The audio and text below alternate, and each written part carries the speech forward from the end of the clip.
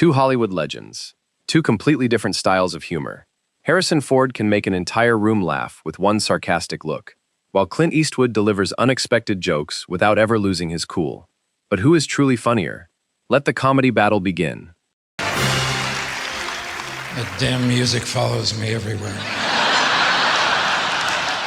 It's played every time I walk on a stage, every time I walk off a stage. It's worse than that. It was playing in the operating room when I went in for my colonoscopy. What do you want me to tell Romney? I can't tell him to do that. Can't do that to himself. You're crazy. You're absolutely crazy.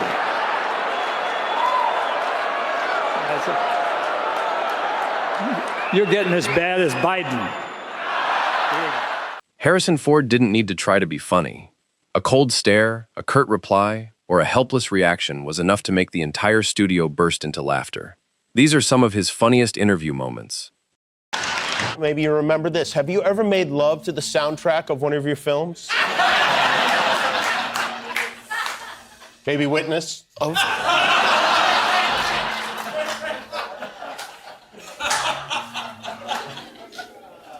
Of course I am.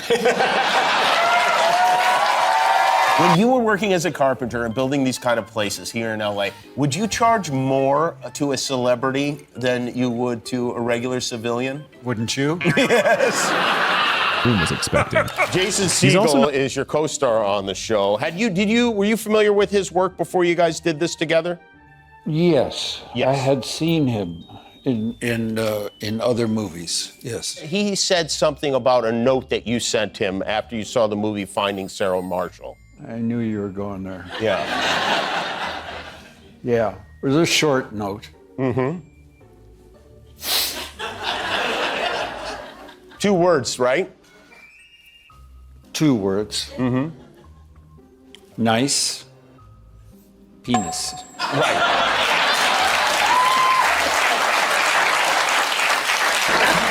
We have a guy on our staff named Jordan Schlansky. He's an associate producer. Wow. This guy has built a religion around the Indiana Jones movies. He knows everything about them. If you don't mind, we thought it'd be interesting if he tested you on your Indiana Jones trivia right now. Jordan, why don't you let her rip? Well, the bullwhip in the original film belonged to the stunt coordinator and was made by David Morgan in Washington State. It was 8 feet in length and was made of calfskin with a 12-plate overlay. What was the color of the original whip's fall?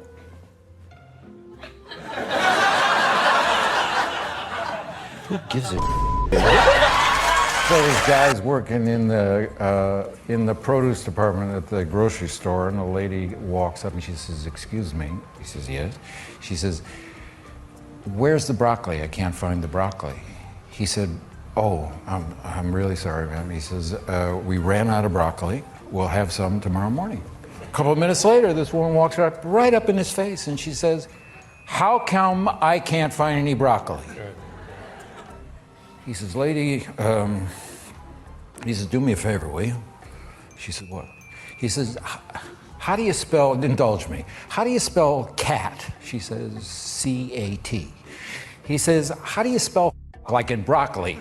She says, "There is no f***ing broccoli." He said, "That's what I'm trying to tell you, lady." Clint Eastwood doesn't need to say much to make people laugh. Just his serious expression, calm voice, and unexpected answers are enough to make the entire studio burst into laughter. Here are some of his funniest interview moments. I feel tougher when you come on.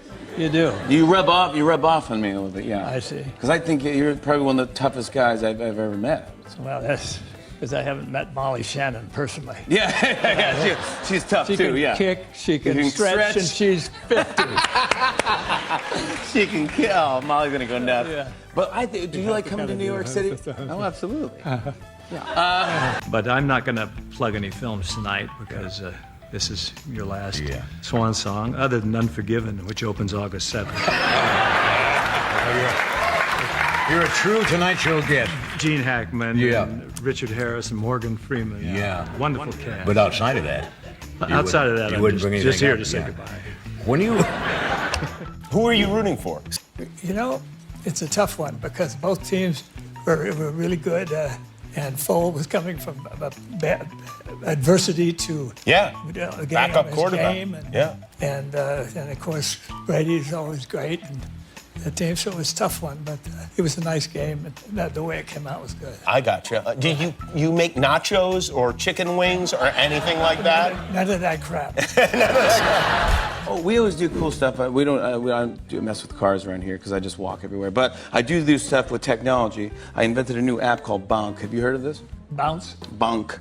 Bunk? Yeah, it's Bonk. It takes a picture of your face. Would you like to try it? No. Why would they fire you, Clint Eastwood, or you? I mean, well, Clint, they said you talk too slow, and your tooth is chipped, and you won't get it fixed.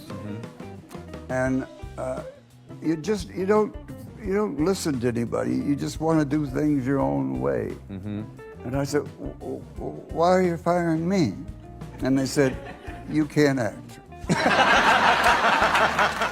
Even when surrounded by other famous stars, Harrison Ford never tried to draw attention to himself. With just a cool gaze and nonchalant responses, he always managed to make those around him laugh. Harrison, I got to ask you, given that this, of course, is, the antagonist here is King of the Serpent Society, who deals better with snakes, Indy or Thaddeus Ross? You know, I've always treated these questions with the utmost respect and somehow at the same time complete disdain. I will not answer that stupid question. But thank you. Yeah, no, of course. I mean, it's an honor to know. Delighted to have the opportunity. Adam. Hey, Adam, what's your question? It's for Harrison Ford.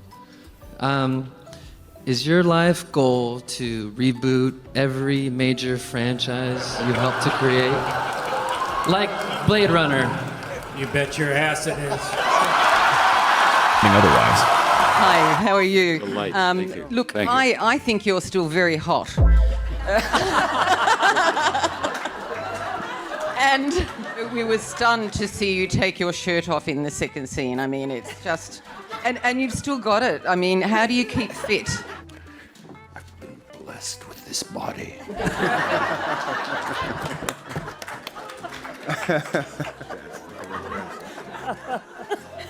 Thanks for noticing. Even surrounded by celebrities, Clint Eastwood maintained his characteristic composure. Just a few unexpected remarks and a cool expression were enough to make everyone around him laugh. Clint, one night, Clint, would it have killed you? One night to wear a tie. I don't know. It's a big deal. Why not? It's not a barbecue. They're booing you. On the screen, you listen. Is it that important to you? I think it's the most important thing. It's certainly the most important thing is in acting. Anybody can expound a lot of dialogue, but a lot of people don't listen well. In fact, I think it's something in life. My wife and I were talking about this the other night. Is one of the great things I think they ought to be teaching in schools, and not for acting, but for just life in general, is the art of listening. It's something that a lot of people don't understand, and a lot of people may listen or attempt to listen, but they don't hear, or they don't absorb what they're.